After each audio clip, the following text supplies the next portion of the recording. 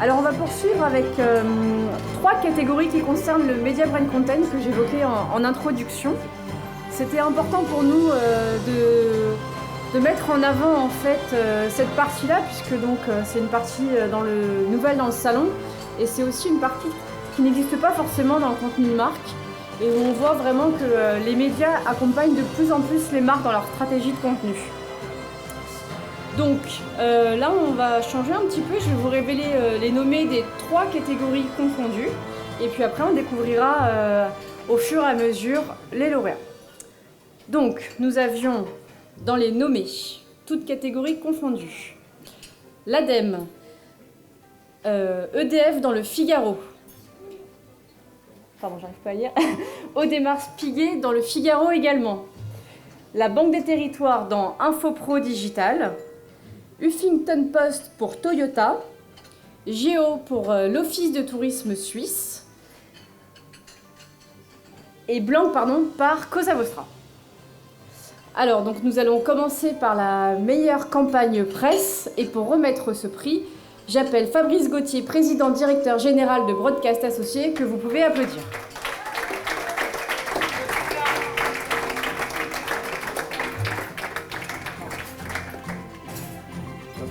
Voilà, c'est plus court. Et Fabrice, on va te donner un micro. Bonsoir. Rebonsoir. Ah, bonsoir.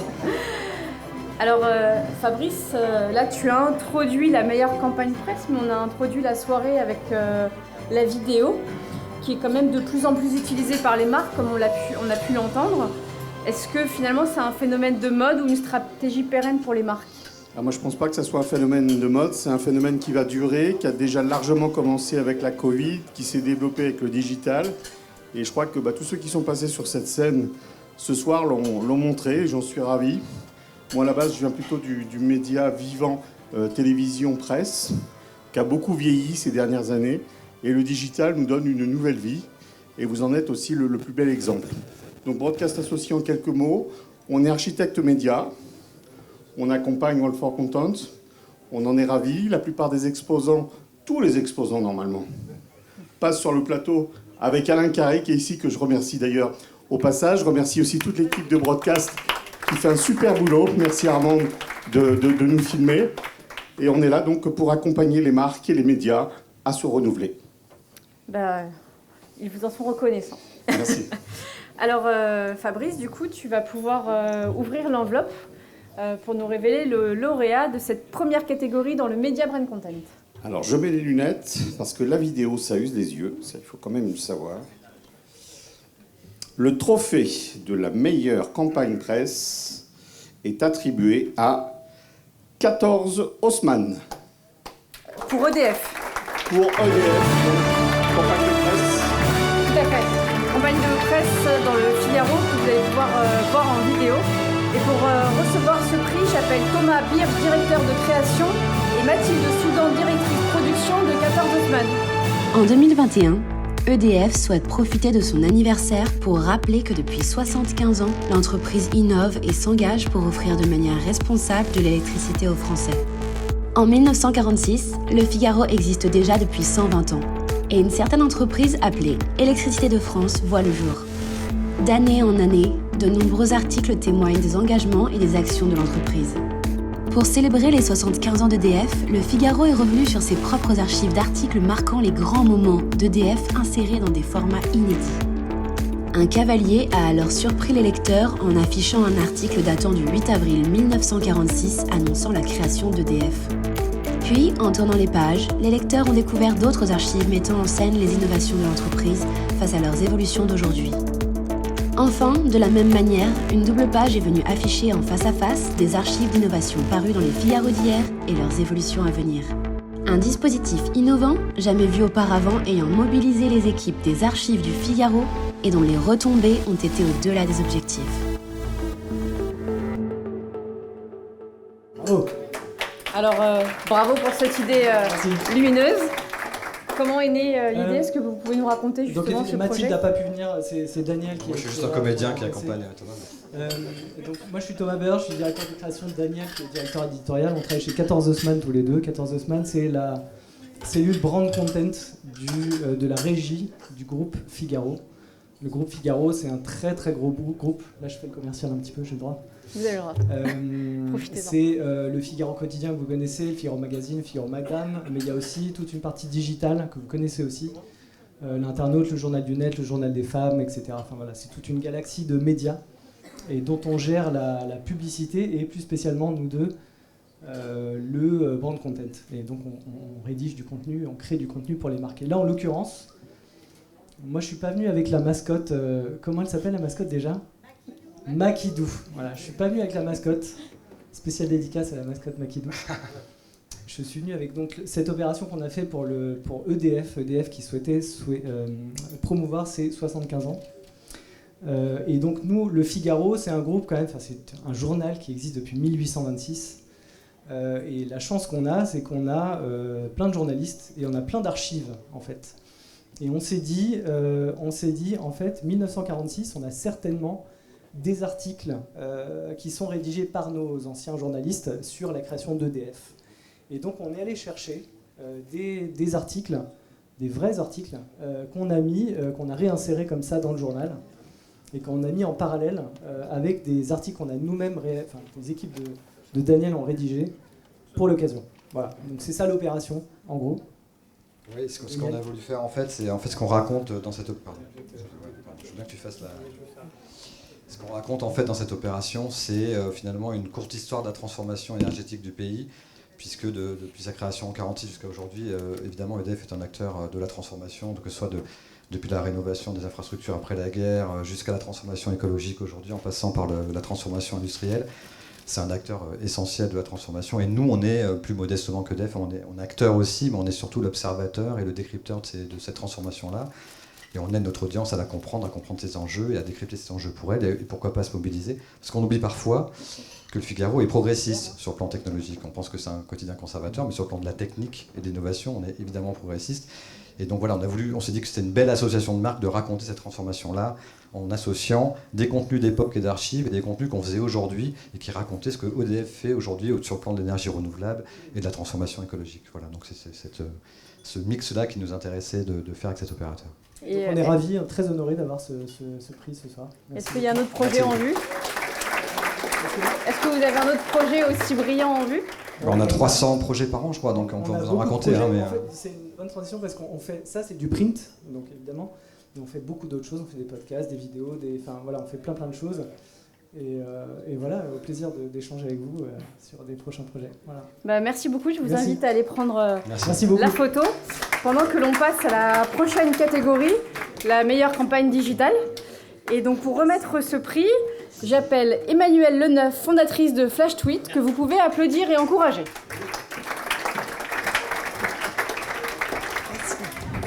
Bonsoir Dorothée. Bonsoir Emmanuelle. Oui, on peut peut-être rebaisser légèrement le micro parce qu'il y a un peu de l'arsène par ici, s'il vous plaît. Bonsoir. Alors Emmanuelle, toi tu es nouvelle sur le salon. Absolument, c'est une première. Un salon, c'est une première pour le Flash Tweet. Voilà, exactement. Et alors du coup tu l'as inauguré ce matin avec la matinale de Twitter sur la transformation numérique. Tout à fait. Qu'est-ce que ça signifie ? Qu'est-ce que tu as fait ? Qu'est-ce qu'on peut parler en termes d'influence ? Alors, le Flash Tweet, qu'est-ce que c'est ? C'est une matinale digitale sur la transformation numérique tous les matins à 7h30 avec les 10 informations qu'il ne fallait pas rater sur l'innovation et le numérique. On parle de tech, on parle de transformation numérique, on parle de digital marketing, on parle bref de comment le numérique est en train d'impacter le business model des entreprises et leur organisation. Donc comment le Flash Tweet aide les marques dans leur stratégie d'influence et de contenu ? En gros, depuis 2015, donc l'année où j'ai créé le Flash Tweet, j'ai créé des formats éditoriaux spécifiques qui sont vraiment adaptés aux réseaux sociaux, des formats éditoriaux et événementiels. Donc la Flash Interview, le Flash Meet, qui sont des concepts de réunions sur mesure autour d'une thématique. Et des opérations autour de live, audio et vidéo. Et audio, j'en profite pour vous dire que demain, à midi, nous on est sur le stand M11 avec Sébastien Meunier, on fait un Flash Tweet Spaces en direct du salon. Donc vous pouvez le suivre sur Twitter, sur @FlashTweet, et vous pouvez venir nous voir. On est à l'entrée du salon. Donc voilà, on a voulu célébrer un peu ce moment parce que c'est une grande première pour le Flash Tweet. Et je suis vraiment ravie d'être dans le village des médias parce que pour moi, l'influence, c'est le contenu en fait. Et le contenu et la création de communautés. Donc faut pas s'y tromper, ce n'est pas le reach, l'influence. C'est comment on est capable de créer du contenu qui va intéresser et inspirer son audience pour élargir son audience, son influence. Je pense que ça ouvre une belle voie, une belle piste. Donc demain, rendez-vous stand M11. Moi, je suis un tout jeune média, voilà. Merci. Et nous sommes aussi un jeune salon, donc voilà. Alors Emmanuel, je vais te laisser ouvrir l'enveloppe que l'on va te remettre pour nous révéler le lauréat de cette meilleure campagne digitale. And the winner is Office de tourisme de Suisse. Et pour recevoir ce prix, j'appelle Prisma Media Agnès Bécué, pardon si c'est mal prononcé, responsable opération spéciale, et Diane Mazot, directrice du développement, puisque je crois que l'Office de tourisme de Suisse a eu un petit empêchement, donc je vais vous laisser en parler. Des vacances d'été en Suisse ? Soyons honnêtes, on se voit plutôt bronzer sur la Costa del Sol ou flâner dans la campagne toscane. Pour voir la Suisse autrement et montrer tout le potentiel touristique de cette destination estivale, Prisma Media Solutions, Géo et l'Office du tourisme suisse ont proposé une expérience immersive.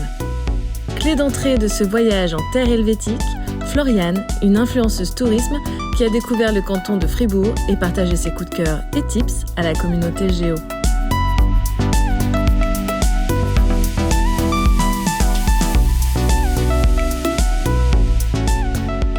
Alors comme vous avez pu le voir, c'est un projet très dépaysant, très rafraîchissant.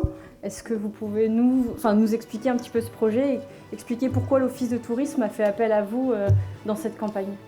Oui, tout à fait. Donc en fait, l'Office du tourisme suisse est arrivé avec cette problématique pour nous expliquer qu'il fallait qu'on dynamise un peu la région. L'Office du tourisme suisse fait souvent appel à nous. Nous avons imaginé cette opération avec Géo, mais pas que. Aujourd'hui, on est conscient que les influenceurs sont nos nouveaux un peu planning traveler qui nous donnent tous nos tips pour les hôtels, les endroits à visiter, etc. Mais chez nous, on n'oublie pas que le média reste le premier influenceur. Et c'est justement tout le but de cette opération. Comment on allie un contenu inspirationnel avec Géo, avec le contenu d'une influenceuse donc, qui est partie en Suisse, réaliser un voyage. Et après, nous avons pris toutes ces astuces et allié ça avec la découverte de la Suisse avec Géo. Et donc on est très fiers d'avoir présenté un carnet de voyage immersif qui a été proposé par Guillaume, qui est notre créatif. Et il y a toute une team derrière que je tiens à remercier. Il y a Morgane au carré d'ailleurs, qui a réalisé la page print, qui vous donne tous les tips. Une autre Morgane qui nous a aidé à sélectionner la bonne influenceuse avec la rédaction de Géo, ainsi que Julie qui a suivi la production, et je pense que j'en oublie, mais voilà, c'était un peu le... Bravo. Est-ce que vous voulez ajouter quelques mots ou Non, ça va. Bon. Ok. Écoutez, voilà. Merci beaucoup. Et on vous laisse aller prendre votre photo. Félicitations. Donc nous allons maintenant passer à la dernière catégorie du Media Brain Content et l'avant-dernière catégorie de la soirée. Et donc nous allons passer à la meilleure campagne multicanal. Et pour remettre ce prix, j'appelle Didier Mormez, cofondateur et CEO, et Duncan Maurice, cofondateur et CEO de Contalto. Non, il est tout seul, mais il est bienvenu aussi. Bienvenue. Merci, il n'y a que Didier Mormez, Duncan, mon associé, pour venir ce soir. Bienvenue. Merci. Alors, Didier, aujourd'hui c'est un grand jour. Non seulement parce que c'est notre première soirée des Content Innovations, mais également c'est le lancement de la version française de Contalto. Oui, alors c'est un jour qui va marquer la vie de Contalto pour longtemps, parce qu'effectivement on a choisi ce salon pour lancer notre service sur le marché français aujourd'hui. On est une petite start-up française, on a eu un mode de développement un peu particulier, puisqu'on a d'abord lancé notre service sur les marchés anglo-saxons il y a 3 ans. On s'est lancé aux États-Unis, on s'est lancé au Royaume-Uni en particulier. Qu'est-ce qu'on fait? Parce que je ne vous l'ai pas dit. Donc on a une plateforme d'intelligence sur le brand content digital. C'est-à-dire qu'on apporte de la lumière sur un secteur qui, jusque maintenant, est resté souvent dans l'ombre du search et du display, en matière d'analytique notamment. Et donc nous, on va apporter un outil qui fait à la fois de la veille, une veille concurrentielle sur le brand content, international, donc jusqu'à maintenant anglo-saxonne, aujourd'hui française, demain, et quand je dis demain, c'est vraiment très prochainement, puisqu'on va se lancer en Allemagne au mois de juin. On fait de la veille, on fait également un outil qui fait de l'inspiration créative. Donc dans ce cadre-là, on apporte véritablement pour les gens qui fabriquent des contenus des normes. On apporte des outils qui vont permettre un petit peu d'optimiser ce que font les gens avec dans les créateurs de contenu. Et puis troisième axe, c'est tout ce qui concerne les insights, donc les insights de marché, puisqu'on observe tout ce qui se passe sur les marchés, on analyse les tendances, notamment en matière sectorielle, mais également en matière de thèmes de campagne, puisqu'on utilise de l'IA, c'est vraiment le cœur de notre activité, pour analyser les contenus, avec de l'analyse sémantique en particulier, en mode deep learning, analyser les thèmes des campagnes, analyser les objectifs des marques, est-ce qu'elles cherchent à inspirer les gens, à les divertir, à donner des choses pratiques, à les informer, quel est le niveau de branding d'un contenu, quel est le type de storytelling qui a été développé, est-ce que c'est plutôt émotionnel dans l'écriture, est-ce que c'est plutôt rationnel. Voilà le type d'indicateur qu'on apporte. Aujourd'hui, on a plus de 50 000 campagnes analysées en base. Et donc, on est à la fois fournisseur d'une solution logicielle et fournisseur de data, puisqu'on vend à la fois en mode SaaS le logiciel et la data qui va avec. En France, je suis un peu long, je suis désolé. J'en profite parce que c'est une belle plateforme.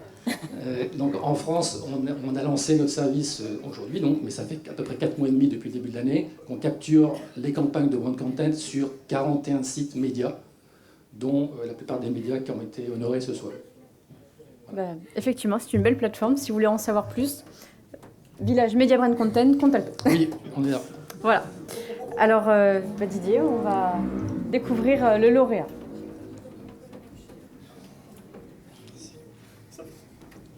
Alors, le trophée de la meilleure campagne multicanal va à Blanc. Bravo, et pour recevoir ce prix, j'appelle Simon Parizeau, CEO, et Alexandre Barret, Chief Marketing Officer. Je crois qu'ils sont un peu plus nombreux, donc je ne sais pas si vous voulez les accompagner ou non, ça va. Donc vous pouvez découvrir en images ce projet. Il serait temps de changer de régime. De régime fiscal. Vous trouvez ça lourd? Les indépendants aussi, à l'image de leur charge administrative au quotidien. Oui, devenir indépendant et le rester n'est pas une mince affaire. Heureusement, il y a Blanc. Blanc est un compte professionnel qui aide les indépendants à y voir plus clair dans leurs démarches administratives. Mais le marché des comptes pro est fortement concurrentiel. Comment émerger et asseoir un positionnement de marque différenciant? En aidant les indépendants à devenir vraiment indépendants. Fini la charge mentale, Blanc s'occupe de tout pour que les indépendants puissent vivre pleinement leur passion. La campagne de communication Blanc par Cosa Vostra, c'est 2 films de 20 secondes sur BFM Télé, un spot en web radio, une campagne digitale et social média complète et un mini-site. Résultat, de multiples retombées presse. Plus 300% de notoriété spontanée, plus de 40 millions d'impressions cross-canaux, plus 180% de visites sur le site depuis la campagne, et une entrée dans le top 5 des comptes pro reconnus par les indépendants. Et ça, c'est vraiment du lourd. J'espère que tu fais pas tes déclarations comme tu fais ton lit, parce que sinon, t'es dans de beaux draps.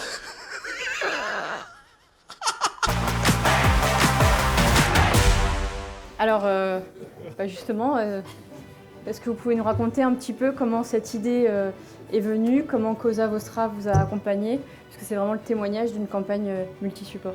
Absolument, une campagne avec de l'humour subtil, c'est finalement ce qu'on a cherché à avoir.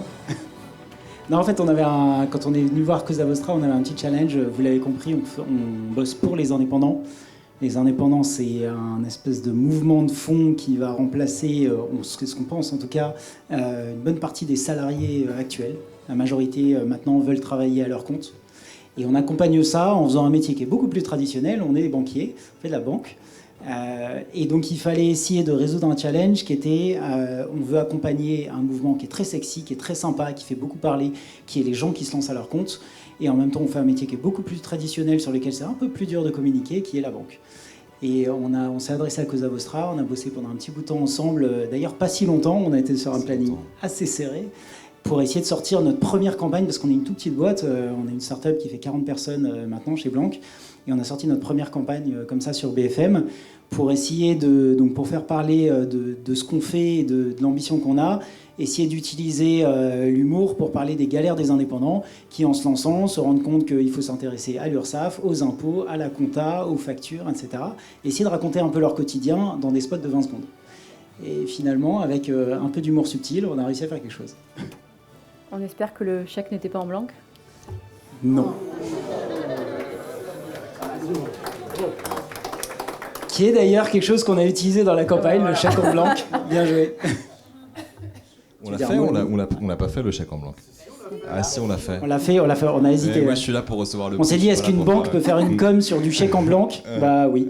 Voilà. Non mais donc nous, on est Cosa Vostra, on a eu la chance de t'accompagner, d'accompagner Blanc et Alexandre, qui est à ma gauche aussi. Et je dis qu'on a eu de la chance parce que je pense qu'on a eu la chance d'arriver à un moment où en fait il y avait énormément de banques en ligne qui étaient déjà lancées. Il y avait un marché qui était évangélisé sur les avantages de startups qui se lançaient pour créer des comptes en ligne qui étaient plus simples dans leur expérience utilisateur, plus facile d'appréhension, avec plus de réactivité et plus de services que des banques traditionnelles. Donc cette histoire-là, on n'avait pas besoin de la raconter.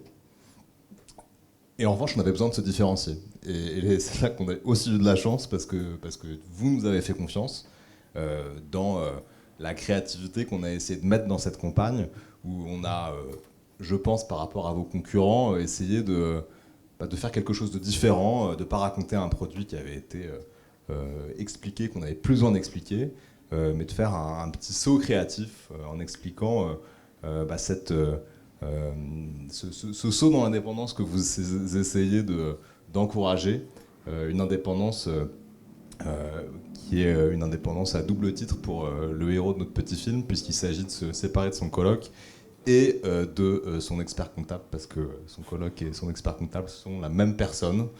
Et je suis content qu'il n'y ait pas d'expert comptable dans la salle. J'ai quand même vérifié avant de venir, parce qu'on se voit toutes les 2 semaines avec Simon pour recevoir des prix. La dernière fois, on était juste avant un grand cabinet d'experts comptables. On a fait le même discours sur les experts comptables et la salle était pleine et on s'est senti très seul. On n'a pas fait carton plein. Non, et cette campagne, c'est aussi pour nous l'illustration d'une conviction qu'on porte avec Cosa Vostra, dont je parlais cet après-midi dans une conférence de votre beau salon, qui est que le média pour la marque est la meilleure manière d'être présent sur l'ensemble de son tunnel de conversion, de faire de la notoriété, de faire de la fidélisation et de faire de la conversion. Donc c'est une campagne multicanale, ça veut dire qu'il y a un spot télé, mais derrière il y a une activation sociale, il y a un site de contenu, il y avait une campagne d'activation qui était pensée sur le digital et sur le offline. Et du coup, on est très content d'avoir fait cette campagne dans un temps record, parce que c'est vrai que tu nous as briefé en août et que la pub est sortie mi-octobre. Elle est sortie mi-octobre, ouais, et les dernières discussions sur la créa, c'était genre 2 semaines avant. Voilà, donc on aimerait que ce soit toujours aussi efficace et libre dans la liberté qui nous est laissée de créer des trucs sans avoir l'impression d'être brimé. Merci. Bravo et pari réussi du coup. Je vais vous laisser aller prendre votre photo.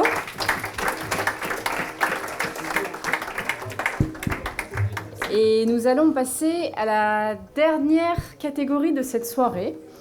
C'est donc un prix un petit peu spécial, mais avant de vous en dire plus, il s'agit de la Content Factory de l'année. Et j'appelle les brillants lumineux à ma gauche, qu'on ne peut pas rater, Thomas Delanous, Sales Account Manager Island, et vous pouvez l'applaudir très fort, parce qu'il passe en dernier, c'est pas évident. Donc bonsoir à tous, donc merci. On est très content d'être ici cette année. Et nous aussi. Donc pourquoi ce super t-shirt, parce que tout le monde se pose la question, donc c'est pas pour vous brûler la rétine, c'est pas l'objectif principal. L'idée c'est qu'on est une marque donc assez nouvelle en France, et pourtant on n'est pas de nouveau. Donc en fait, je vais expliquer un petit peu l'origine. Island, c'est un groupe américain de gestion de contenu, donc un éditeur, qui est assez présent dans le monde, plus de 16 000 clients, 1 milliard de chiffre d'affaires, une grosse boîte, et qui a décidé de s'imposer un peu plus en Europe et qui a racheté des sociétés en France. Donc notamment Nuxeo, dont je viens, et Alfresco, dont vient Marielle. Et en fait, ils ont assis un peu plus leur notoriété en Europe avec des nouvelles marques. Et donc la légitimité à venir ici vous voir, en fait, c'est plutôt par Nuxeo, une société, enfin un éditeur de contenu, où on fait de la gestion de médias et de dames depuis une dizaine d'années en France. Donc c'est un peu la légitimité. Et on s'est dit, il faut qu'on sache qu'en fait, Nuxeo, c'est Island maintenant. Donc c'est un grand nouveau, donc on s'est dit, on va mettre une belle couleur. Et là, on va pouvoir parler de marque et d'expérience client. Voilà, donc sur le site web, ça ressemblait pas à ça. C'était un peu plus timoré. Mais voilà, l'expérience de la photo et de l'achat en ligne a fait qu'on est là. Voilà. Merci. Alors, comme on n'est pas encore aveuglé, on vous garde un petit peu sur scène. Et alors, pendant la soirée, on a parlé de PIM, de DAM, de CMS. Vous parlez de PAM. Qu'est-ce que ça signifie? Ouais, alors, il y a plein d'acronymes, voilà, il y a plein de termes. On n'est même plus sur le PAM, donc ça c'était avant. On a des équipes au produit qui essaient de trouver des nouveaux termes. Nous, on ne rentre pas vraiment dans toutes les catégories. On peut dire du DAM parce qu'on gère des médias, c'est la base. Mais en fait, nous, notre approche, il y a un nouveau terme, c'est la Digital Supply Chain. L'idée, c'est de dire, nous, on est de la création de l'idée jusqu'à la mise en ligne du produit. Donc, on va aussi bien intervenir sur la Content Factory, donc plutôt en phase à la fin, quand on parle de marketing, de produits, des gens sachant qu'ils vont aller communiquer sur la marque.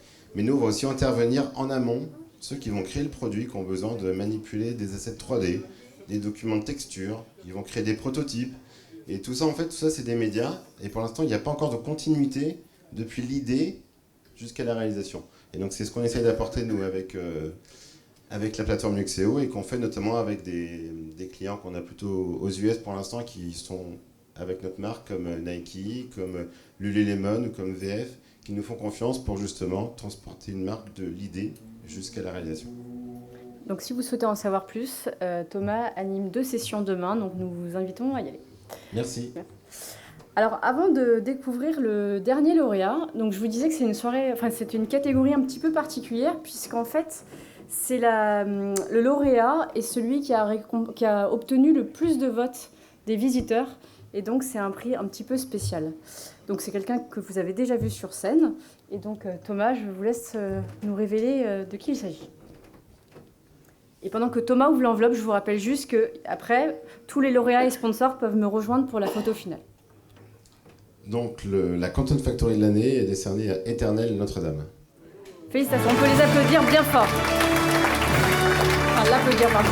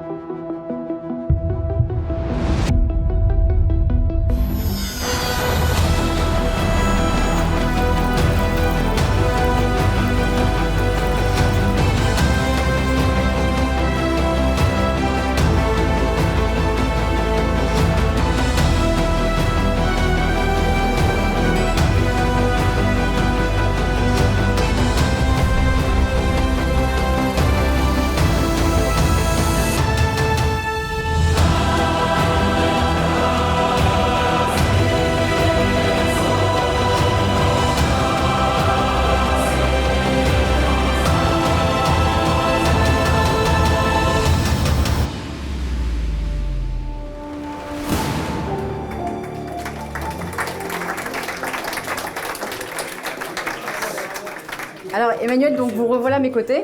Est-ce qu'on peut dire que Notre-Dame est éternelle? Et vous aussi?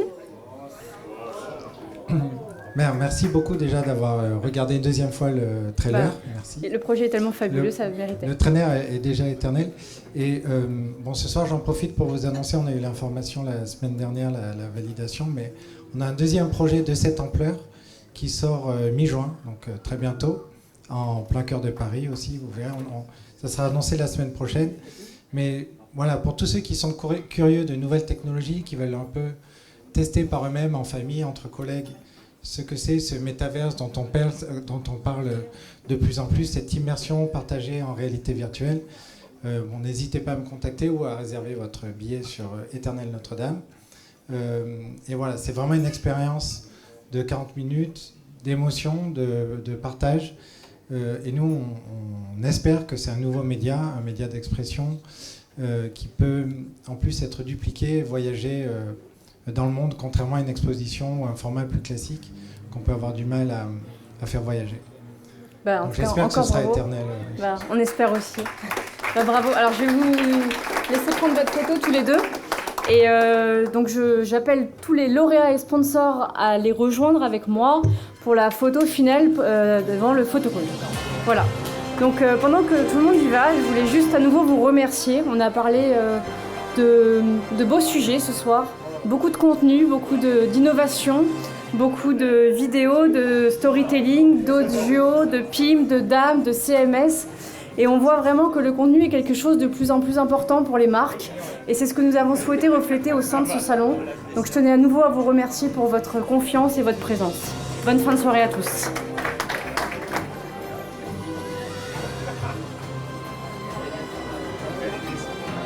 Je voudrais qu'on remercie chaleureusement Dorothée, Patrick Thuot, à qui on doit cette soirée. C'était pas prévu, mais je préfère prendre la parole.